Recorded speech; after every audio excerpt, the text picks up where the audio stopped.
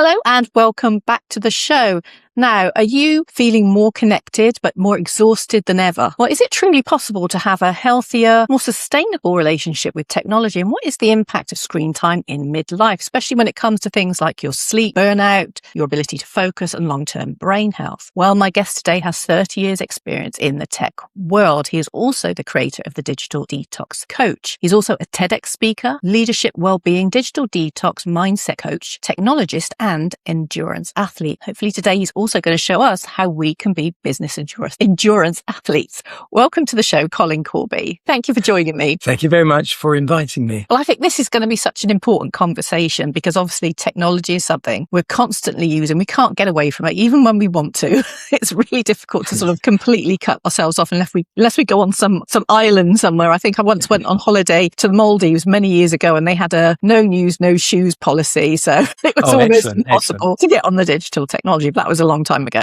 but things have moved on. So I want to learn from you, what is the impact of all this? And is it really good to have, a complete cut off from time to time? Or is there a way you can manage it effectively? But before we get into all of that, what actually got you interested in becoming, as you say, a digital detox coach? So the story's quite a long one, but I shall keep it brief. So I was working in a technology field, doing lots of world first technologies. I worked for a great company. The people that I worked with were tremendous. I loved the work. I commuted into London and I was doing long hours. And I was so involved in my work that I forgot about the health of myself. So in my mid-30s, I suffered stress, but it was at a time when stress wasn't talked about. Okay. And how it transpired with me was that I would get, my heart rate would rise until I saw the stars and I started to feel faint. And this has started to happen quite a few times during the working day. So I got lots of checks made, but of course nothing was found. And I thought, well, what is it I can do? And I thought, well, it's to do with the heart. Perhaps I should get myself fit. So I remember being a very good swimmer when I was young. I didn't swim for a swimming club, but I used to swim in an outdoor lake and I could swim from the age of 4. So I thought I'll go and, do some swimming because there was a nice new fresh water swimming pool. And 2 lengths of the swimming pool, I was wrecked. I was out of breath. It was in a terrible way. I thought, I think I found the problem. I started to get fit. And now for me, it was a bit like a tipping point because I had to work. I had to pay the mortgage. I had a young family. I didn't have an option. So I then had to get fit. So it wasn't shall I go down and do some swimming or shall I do this activity or that activity? There was no choice. So I gradually got fitter. And then I thought, well, okay, I better learn how to do these swimming strokes properly. And so I took lessons for about 1.5 years. And then I started racing, masters swimming. And I picked up some county medals because in masters swimming, there's lots of age groups. And I was actually quite a good swimmer again. And then the local triathlon group, which hadn't long started, they said, would you like to swim with us? And I said, yes, I'll swim with you, but I don't want to do those other things, the cycling and the running, because that's really hard work. So they said, no, you don't need to do those. So I started swimming with them and there were some great swimmers there. And unfortunately, they lied. They provided me with a bike and entered me for some triathlons. Don't ask you. No. So I did a few triathlons and then I realized that because the swimming part was the thing I found comfortable and I was reasonably competitive, I had to do the longer distance ones because the swim's too short otherwise. So I sort of homed in on what used to be called the Olympic distance triathlon, but is now called the standard distance because Olympic is a trademark. And that's just a 1,500 meter swim, 25 miles on the bike and just over 6 miles on the run. And so I did that. And then one day I was drinking a bottle of wine with a friend of mine and somehow I entered an Ironman triathlon because I worked out after a few glasses of wine, I worked out that the swim was relatively easy. And then book yourself into something like that. Yeah, the swim was easy. It was like a training session, just over an hour. Yeah. Okay, the 112 miles on the cycle and the marathon, which is a run, walk, or crawl, did seem rather difficult, but it didn't seem impossible when you've had a couple of glasses of wine. So my first Ironman triathlon, and then I suffered a little bit of depression after that because it was such a high. And to get rid of that, I entered again. So I did the year after and then the year after that because 3 sounds better than 2. And actually I did the 10-year anniversary as well. So I did that one. But during this process of getting fitter, I noticed how it changed the way I was thinking, how it changed what I could do, how I looked at the world. And that whole mind-body connection sort of came to me and I thought, well, this is really really interesting. The way that we talk to ourselves, it's amazing. And I didn't suffer stress again because my heart would go right up and then come right down again. I raced off the block, so sorted out the stress problem, which was great. And then about 2010, I guess it was, like a lot of other people, I was spending lots and lots of time on my laptop and my smartphone.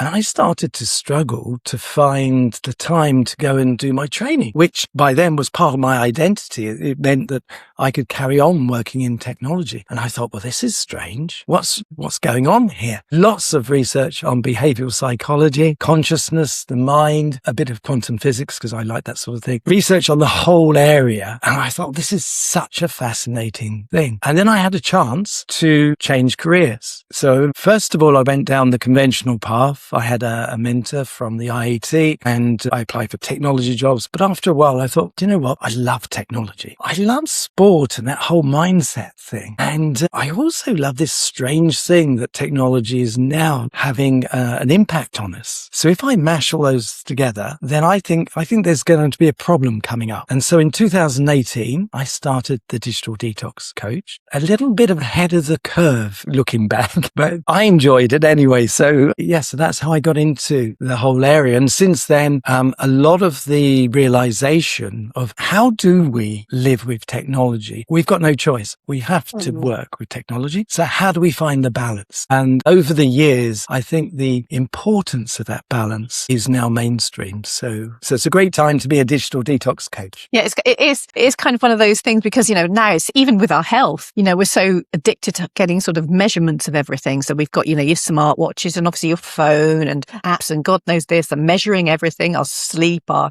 heart rate, everything. So you almost become so addicted to it. And I guess from a business point of view, that's kind of what the companies want. They want to help you in one sense, but on the other hand, they're about making money. So keeping you in this sort of cycle of addicted to the technology. Even we spoke before we got on the podcast, we spoke, about this constant scrolling and the effects it has on you. And it's something that I've noticed changed in myself from being on there a lot and realizing, hang on, this is taking my focus. I've got to put it down and move away, and how it changes things from my heart rate and how I'm feeling psychologically anxious or stressed or not. Once you get rid of it, put it out of the way, you actually calm down, your system calms down, you're in a much better state of mind, and you can refocus on the things that are really important at that time. So it's like it's really important to understand for me, it's like, how do we use this technology? Because we're having to, I'm going to be able to get away with it, but do it in a more healthier way. And I think we are becoming too consumed by it. We don't seem to have any cut off from it, which I think we need to. I mean, myself, I spoke to someone earlier in the week saying that I've taken Sundays back because I don't want to be doing anything but other than, particularly when the weather's good, is being outdoors and doing things that really feed my body, feed my soul. So I think everything is complicated. Everything to do with humans, biological humans, nature, the world around us is very complicated, and everyone is different. But there are a few things that are quite common. We haven't evolved to be sitting down for long periods of time, focusing on something which is really quite close to us, a screen of some sort. We haven't evolved to be constantly notified of events. I mean, it's almost like being in a crowded room all of the time and everyone's shouting at you, come and pay attention to me over here, come and pay attention to me over here. We haven't evolved to be in that type of world. We've actually evolved to have intense periods of focus and then relaxation and very, very cycling. So we're in a really artificial place. Now, we've been getting more inactive, generally speaking, in the UK. So by 2030, I think we're about 30% less active than we were in the 1960s. Wow. Is that purely because of we have so much more technology doing everything for us, whereas in the 60s, we'd have been, if you were a housewife, you'd have been scrubbing the floors and doing everything manually, and you wouldn't have cars in the same way we have cars. Is it all sort of down to just physically having to be more active because that was the way of life? Yeah, so there's a general principle. Technology generally makes everything easy. I mean, none of us would not want a washing machine, for example. I mean, that would be unbearable, wouldn't it? Especially with a large family. Well, no, if you do any sort of sport, I mean, how would you get stuff clean? So technology makes everything easy. So if you think about smartphones and laptops and all of the latest technology now, the Apple iPhone was introduced in 2007. So it's accelerated, making everything even easier for us. But it's been happening for a very long time. And so from the 1960s to 2030, that's where the inactivity comes. So all of a sudden, we now have to think, well, I have to move about more. Now, we never necessarily had to think about that before, but now because everything's easy, we have to move about more. When we're looking at screens all day, we now have to think about taking regular breaks in looking at those very close proximity things. There was a lovely UK and EU regulation in the late 1990s called the Display Screen Equipment Regulation. And it was at the cusp of people spending time in front of laptops entering data. And there was a concern, quite rightly, that eye strain would be a really big problem, but also the impact on other parts of our bodies, our necks, pain, and all those sorts of things. So there was an onus put on employers to ensure that their employees had regular breaks, and also some free eye tests and things like that. But the breaks were of a different visual nature. So if you're looking at a screen, you take a break and you look at distance. Now that's still in force in the UK and in Europe, but it's forgotten. I don't know why, but it's forgotten now. So we need regular breaks. So that's not a new thing. Now it's even more important now because we're all familiar with sat-navs. Most people have sat-navs or they have Google Maps or the equivalents, and it will tell you how to get from A to B. You won't necessarily remember how you got from A to B, apart from the fact that you turned right, you turned left, you took the third exit or whatever. So in a sense, we're outsourcing skills and knowledge to technology. Now we've got AI and that's doing some of the thinking for us. So do we really need to write that email, or do we just ask the large language model of our choice to do it for us? Do we need to read that book, or do we just ask for a summary? Do we need to think about some questions for a webinar, or should we just ask the large language model to do it for us? So we're outsourcing lots of our knowledge and skills and thinking. So all of a sudden, not only do we have to move about more because we're not having to move about, we're also not having to think in a lot of areas that we used to have to think. And so one of the reasons why I love this idea of the mindset of an athlete is because if you do any sport or any exercise, it's hard work if you're doing it properly. It doesn't matter whether it's a yoga session, swim, jog, or even a brisk walk. It doesn't really matter.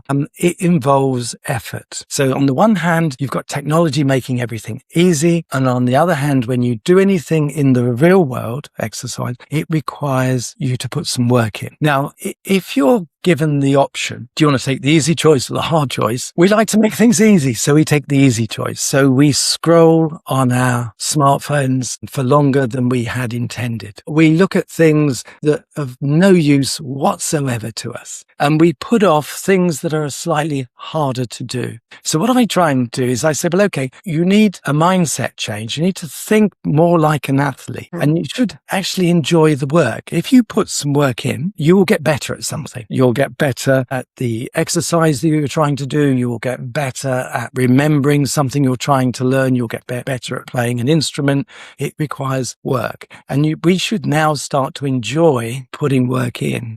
If you have a conversation with a person, it's quite hard and it can be quite scary sometimes because you don't know what they're going to say and you have to listen. Otherwise, it makes no sense. But the easy option is to send a text message. Yeah. Well, this is what I was thinking about. You talk about the mindset of an athlete, because when you're doing a sport or anything physical, you have to be not just physically present, but mentally present as well. Yes. And it's so easy to sort of get lost and lose that. And I do wonder if all this technology is kind of dumbing us down in some ways. And I did look at a bit of research recently, and they were looking at the different research between types of screens you were using, whether you're using like your phones and your tablets and your computers, or whether you were watching TV, sort of whether it was active or passive kind of watching. Say that, the people who have the less health issues and less problems from a lot of screen time were those who came down to a number of things, but one of them was being healthy and fit. So the more sedentary you are, and particularly if you were watching things like TV quite passively, long-term health issues and cognitive decline, all this was going to increase your risk, rather than those who maybe used their screen for like research or learning something and were then physically active. I mean, what are your thoughts on that as well? So there are two parts to that. One is it all depends what you're doing online. So as you said, if if you're doing something active and you're engaging in some material of some sort, or you're engaging in a community and you're working hard, then that's a good thing. But if you're being passive and if you're being a follower, then the longer you spend online, that's really not doing you any good. Now, the Alzheimer's Society in the UK have said that the best thing you can do in midlife to create some resilience, maybe even put off the onset of dementia and these other things, is exercise.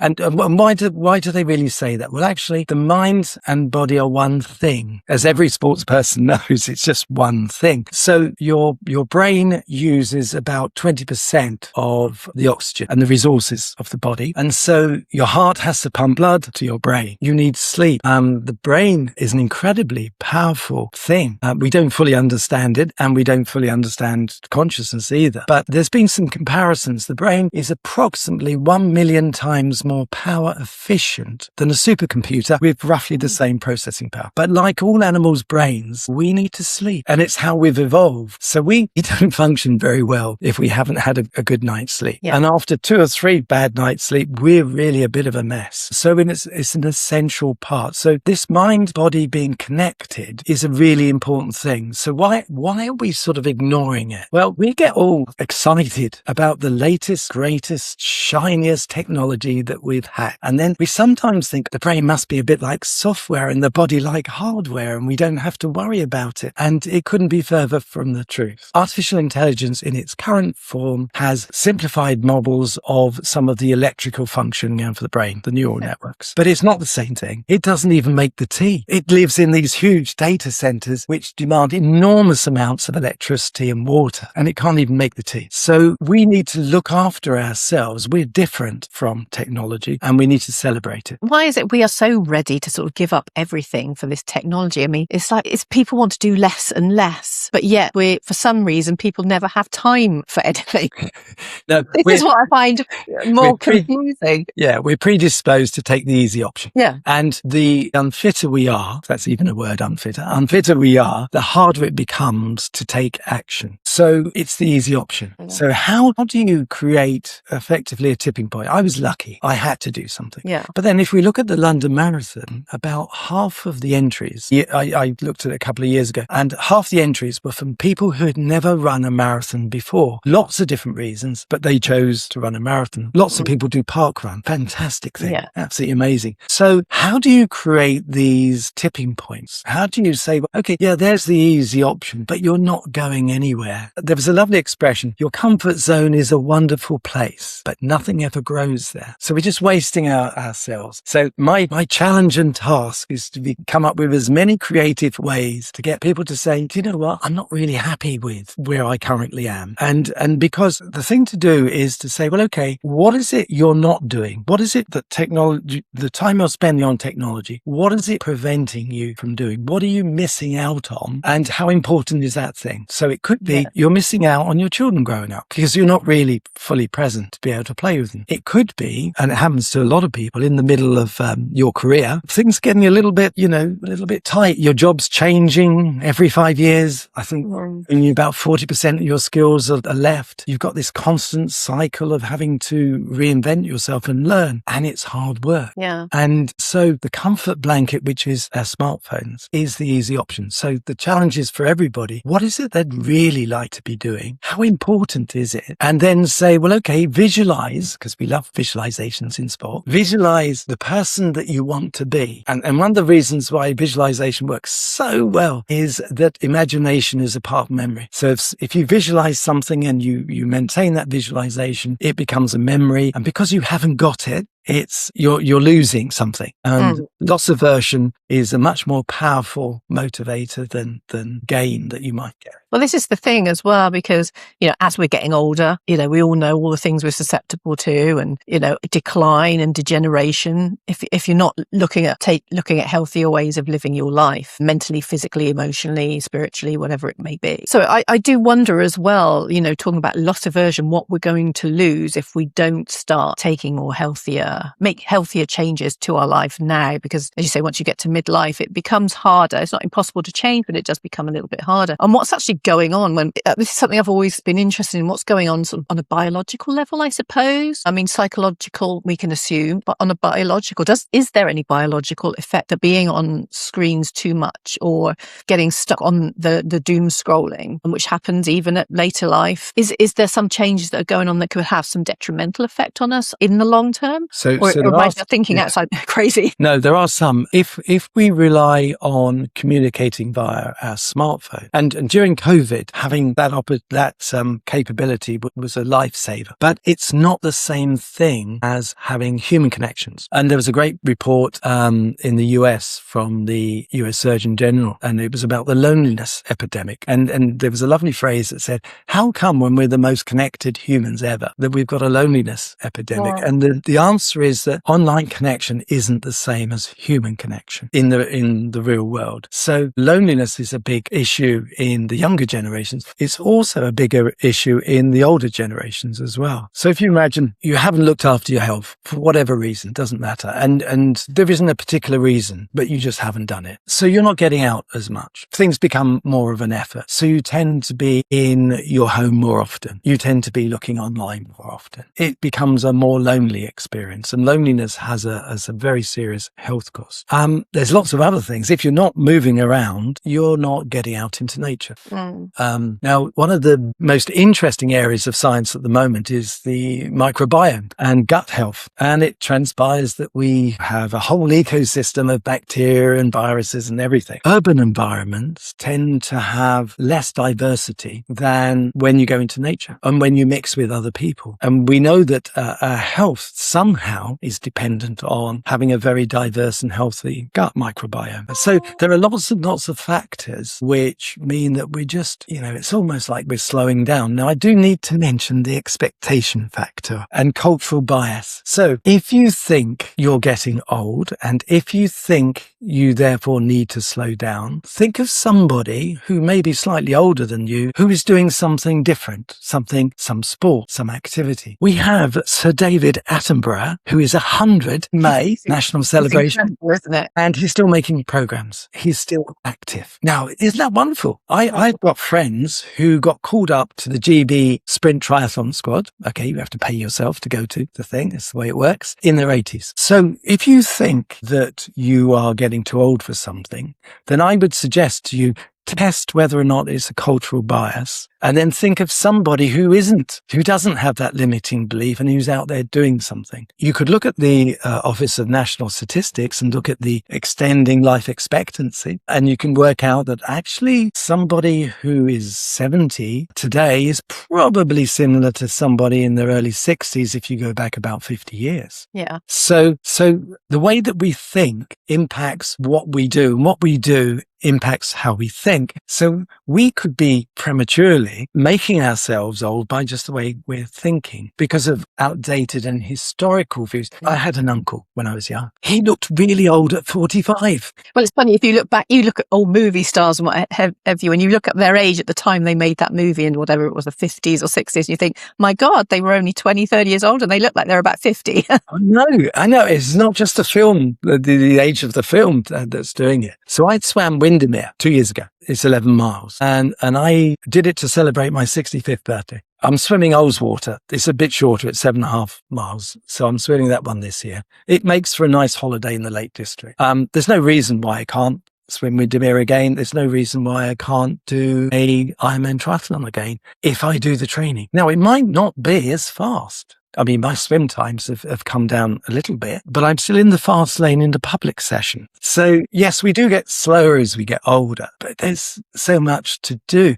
Imagine if you retire, whatever age it is now, I can't remember. 67 now, I think. 67. In the UK, it's 67. Now, the average life expectancy is well into the 70s, but that's only the average. There's lots of people that have an expectancy of being in their 90s. So hang on, 20, 30 years? What are you going to do? You've got to fill it with something, and there's just so much to do. Well, I remember years ago, I mean, this is when I was very young, and my parents had a business, and they had this guy that came to help them. His name was Fred, if I remember. I think it was Fred, yeah. And he just didn't want to stop working. I mean, he was supposed to have retired back then. It was probably 65, I think, the retirement age. I mean, my dad asked him, I remember my dad asking him, why do you keep working? Why don't you take things easy? And he always says, if I stop working, then that's when I die. So it was like it was keeping him alive, socializing, doing something positive, working and helping people. And he loved it. He enjoyed it. And he lived to a ripe old age. But it's interesting. And I do see that. And thankfully, I think more and more people as they're getting older are wanting to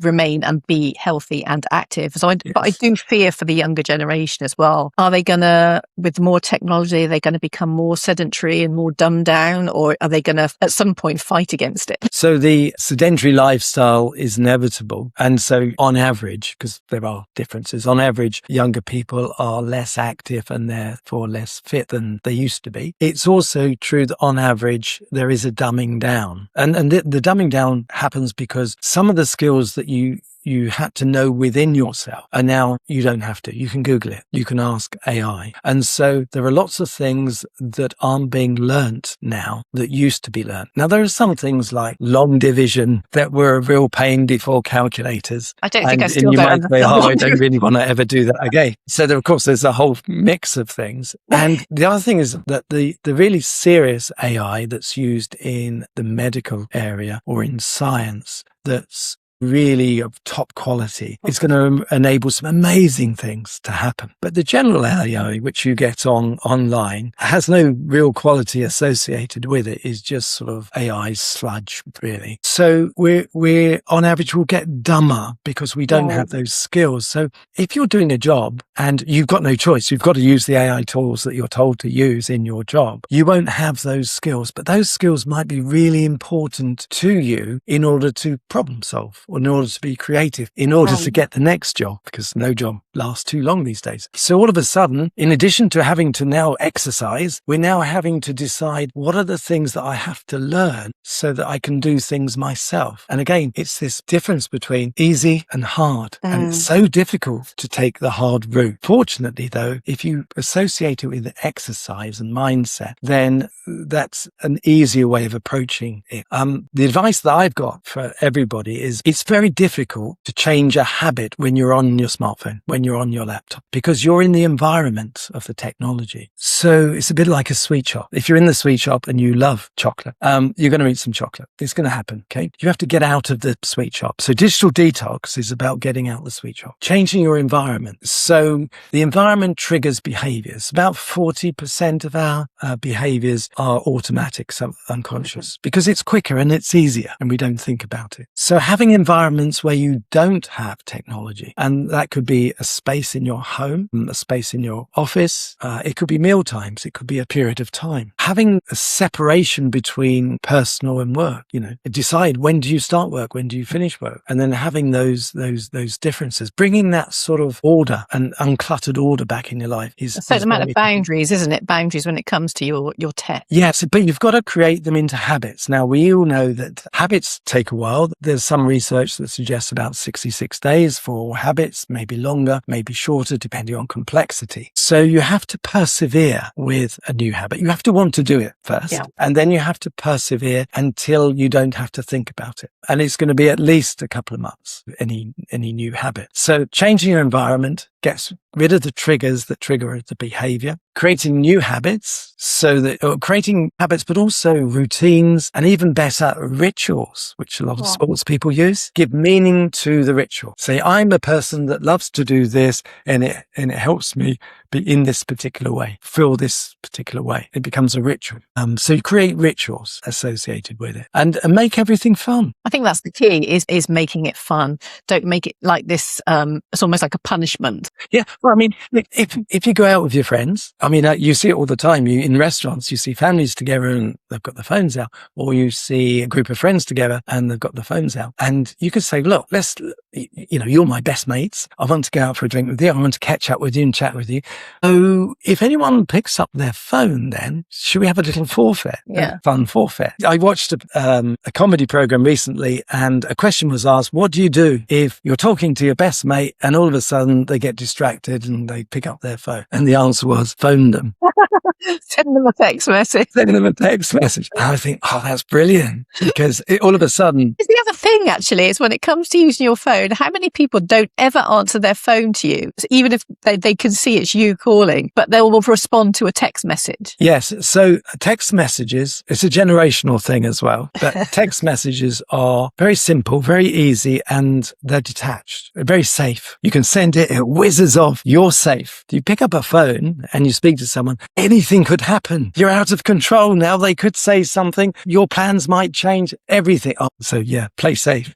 So I always phone people. I'm terrible. There is an order of human connection. Clearly, if you meet someone and you're standing near to them, then you're picking up all of the facial expressions, the posture. You're getting lots of indications as to the meaning of what they're saying, what's not being said. And that's what we do in normal conversations, particularly with people that we know. And then you've got another form of conversation, which is very good, or connection, which is very good, which is a voice call. But also, we're on this podcast, of course. So they're the sort of higher level ones. And then you get down to the really simple exchange of some information, which is the messages and the emails. So let's move on a little bit. I want you to explain now, because we want to get into this business endurance athlete. What is a business endurance athlete? Is it what it says on the tin, or is it? Yes. So in your career, and you may have many careers in many different areas, but in your working life, it's quite a long time. It spans many, many years. Because of technology, and that's my dog, because of technology, what you're doing today, around about 40% of it, you might do in 5 years' time. So everything is always changing. So instead of just being good at the job and then sort of relaxing because you're going to be able to use that knowledge and pick up practical skills along the way, that's no longer an option. So similarly with being an endurance athlete is that your career is one long race. And in it, you've got to carry on learning. You've got to carry on performing. Now, inside that, there'll be lots of sprints, but there will be chance to rest and recovery because we have holidays and other things. So it's the mindset of saying, I can't sit back. I'm always going to have to be learning. I'm always going to have to be doing stuff. And it's going to be much harder work than sitting back and looking at our screens. But that's where the mindset comes in. So if you're training for an endurance event, I'm training for swimming Oldswater, I know that I have to do a certain amount of swimming, a certain type of swimming. And as I come up to it, I've got to increase the intensity. I've got to start going in that really cold water early to get the body adapted so it can actually do the distance. So those things, it becomes a habit and you just get on with it. So that's the connection with being a business endurance athlete, because your career in 20 years' time will look nothing like your career now. And the fact is as well, when you start a business, particularly if it's your own, then it's kind of your baby, and you don't necessarily, okay, we talked earlier about retirement, but maybe you don't want to retire, but it's giving yourself that ability to keep going well into later life if that's what you wish to do, and still have that enjoyment and not allow the pressures and the stresses that will inevitably come from time to time to take away your health and your energy as well. Yeah, I'd like to ban the word retirement. I think it entered the dictionary a while ago because it was a good idea. People had worked really hard. They only had a few years left, and therefore to retire and enjoy those few years was a great thing. We can't sustain retirement as a society because of the aging population and lots of other reasons. It's very, very bad for us to just stop. If we want the best life we can have, the best quality life we can have, and if we think about only those things we can control, because we can't control a lot of things, but we can control some things, then we should always be active, perhaps not 7 days a week, perhaps not even 5 days a week, but we should always be learning new things and we should always be going for new experiences. The great thing is that even in old age, if we do exercise, those muscles will rebuild themselves. If we learn new things, we will make new neural connections because neuroplasticity works that way. I always joke, if you were moved to a new retirement home, it wouldn't take you long to remember where your bedroom was. And that's because neuroplasticity means you carry on learning throughout your life. Now, obviously, it's a diminished, you're losing power in your muscles and you're losing a lot of the cognitive skills you had. It's use them or lose them, both for the mind and the body as you get older. So again, it comes down to not only sort of the choices you make and how you, as we're going back on what you said earlier about how you think and perceive yourself as well. If you see yourself as I'm strong, I've got vitality, I want to do more, and you make those steps to go out and start something new, learn something new, which we know learning something new, taking on a new challenge is really good for your mental health and your quality of life and social health as well. So all these things, it's going to change you from a sense of giving in to old age and saying, I have nothing I can do about this. It's just what happens, which is the old mindset. And now we're going into the new mindset, which is no, yes, I'm getting older, but that doesn't mean that life ends. There's all these things I can do now, all these sort of methods, these tools or toolkit I can use that are going to help me actually change how I age as I get older. And there's an added advantage. And it's all about environments now. So I swam last night at Chelsea Swimming Club, and I swim in a lane where other people have roughly the same capability, speed and capability as myself. Age isn't mentioned. So if you're involved in activities and if you're applying yourself usefully, you're automatically not restricting yourself to an age group. You're mixing with everybody. And if you mix with everybody, you don't pick up those cultural biases. I mean, a friend of mine plays golf and he plays golf with people of a similar age. And when they get up from the table, they go, hold me back. I can't do this or I can't. And that's the environment that then conditions you. So if you keep yourself active, whether it's working, whether it's sport, you're automatically not thinking about age at all. Yes, those people are much younger than you and they might be able to do lots of things better than you, but you might be more skillful in some other areas. So, but you're not in an age group. I think that's really important. Yeah, I think that's really good, not to put people in boxes anymore. Just see them for what they can bring to the table and the skills they have, and it benefits everybody then. Now, because we're talking about being online and I'm a digital detox coach. So I think it's best I say what digital detox is. Yes. Very, very simply, it can be as short as 20 seconds if you're resting your eyes from a screen, all the way through to a wonderful week in nature and everything in between. The most important digital detoxes are those regular 10 to 15 minute off-screen breaks during the day. It's the not having being overstimulated by your phone before you go to bed. So I always say, switch off your phone an hour before you go to bed. You wouldn't watch a horror movie and then try and get to sleep. So you wouldn't want to be overstimulated from, the latest cat videos or whatever you're looking at. And in the mornings, you can protect your morning by not scrolling for the first hour of your day. Because if you scroll, then you're going to pick up either lots of bad news, and that's going to set the mood of the day. Everyone's life is better than yours, and that's not going to do you a world of good. If you've had a good night's sleep and you're at your best, you can plan your own day. There are things that you want to do. Don't spoil it by scrolling, because that will slowly nudge your day into a different direction. Yeah. So digital detox is an enabler. It gets you out of the sweet shop, which is technology, but you've got to have something else that you really want to do. And it doesn't. It could be anything. It could be anything from, like you say, going out for a walk, doing a sport, going to the gym, meeting a friend for coffee. I don't know, anything. Anything that hobby, spend half an hour on a hobby or whatever it may be. Sport's really, really good, and meditation and yoga and all those things are very good because, especially first thing in the morning, because you don't have to shower before you do it. You can shower afterwards, which is one less thing to do. And it takes your mind off. Yeah. And it allows you to have time to think about what it is you want to do, whatever it is. Kind of ease into your day rather than stressing into your day. Yeah, because if you scroll, it sets the mind up to expect distractions. It starts to become anxious because it's all bad news. If you do work emails, that's not, you're gonna have more emails than you can possibly ever answer. So you're automatically being stressed. You might think that just scrolling takes no effort at all, but actually your brain is looking at the screen. It's interpreting the words, the pictures, all of those things. So it's actually working. And so you can do a whole day of nothing but look at a screen and be exhausted, because actually your brain brain's been working. Well, it is, because if you notice, I mean,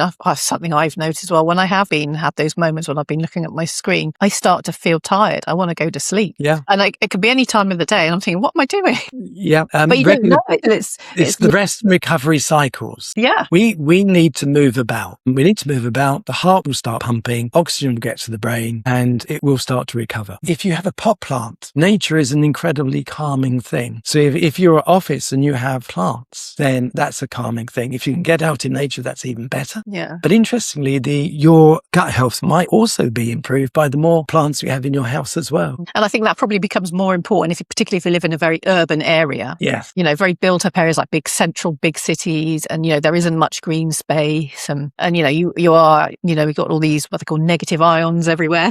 Not negative ions. But also you have to pay attention to everything in an urban environment. You have to pay attention to the roads, the people coming the other way, the signs, the noises. You have to pay attention. But if you're in a park or in nature in general, you can pay as much attention or as little as you want. And that's why it's automatically less stressful than an urban environment. Yeah. So just to round up, so what would be your top 5 tips for somebody who's thinking, right, I'm going to do this. Yes. I'm going to get away from this addiction. I'm going to give myself some time each day or each week, whatever it may be.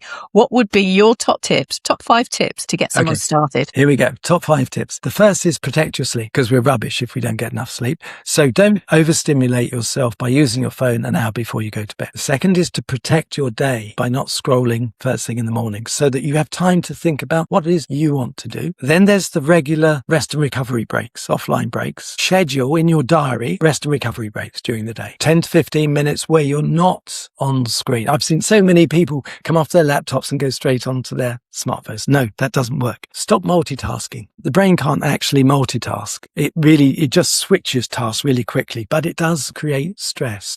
Professor Gloria Mark did lots of research, and multitasking creates stress. So if you have the choice of not multitasking, then do one thing at a time. And the fifth one, is that fifth, is to change your environment. Have an environment within your house or your apartment or your office where you have no online devices. You might have some books. You might have a coffee machine or a water machine or whatever. So take time to go to an offline environment where you can just have a drink, relax, read a book. It's really sound advice. I like all of that. There are lots of others. I do a free monthly Substack, and at the end of the Substack, there's another, if you like, a challenge, a digital detox challenge. Is it what's your Substack called for everyone who, if they want to go on and have a look? It's just colincorby.substack. So just go to Substack and put Colin Corby, and it come up as it's the Digital Detox Guide, and it's monthly and it's free. So is that the best place for people to get hold of you or to find out more, or do you have a website or anything like that people can find out? Because we have to live and work in this modern world, I have a website, and it's the Digital Detox Coach.com, and lots of information. There's some free resources there as well, and there's links to other places. So those are the 2 places. The TEDx talk is on YouTube, and it was done 2-3 years ago, and it's called "Are We Losing Our Identity to Technology?" Slightly ahead of the curve because it was conceived before ChatGPT. Oh,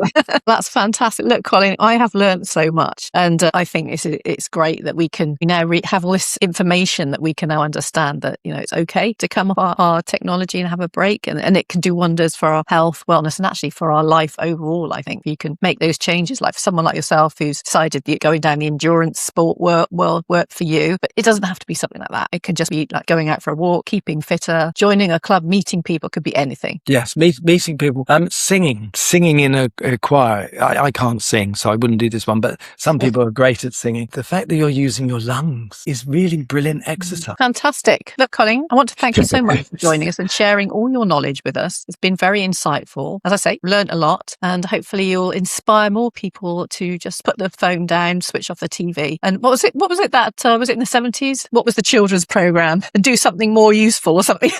Maybe it was Why Don't You? It might have been Why Don't You? For those of you who are too young to... Yeah, the late Dr. Michael Mosley, he had a lovely program called Just One Thing. So if you could do just one thing to improve your life and your health, what would it be? So if everybody who listens today could do just one thing, that would be great. Great note to finish on there, Colin.